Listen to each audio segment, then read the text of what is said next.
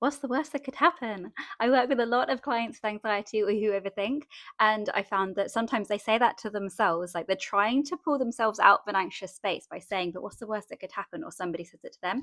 But if you're anxious, then the answer is going to be catastrophic. We're going to be like, what's the worst that can happen? Everything starts on fire and the sky falls down and everyone hates me and laughs at me and remembers my faux pas forever, right? We fill in the blank with something terrible, so it doesn't really work for a lot of people.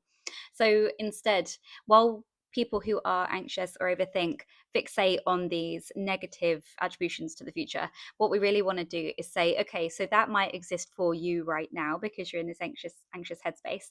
But what we also want to do is entertain reality, or as one of my clients said, allow reality in. So we then want to say what's the best that could happen, not because you have to believe it, not because you have to have an inordinate amount of hope, just because we want to balance the scales a bit. Like, okay, so one side of the coin is what's the worst that could happen, something terrible. But if we flip the coin, what's the best that could happen? I break through a barrier, I work on my comfort zone, I come out winning, I come out ahead. I learned something about myself that you don't have to necessarily believe that either are going to happen. We just have to allow the space that either of them could be true.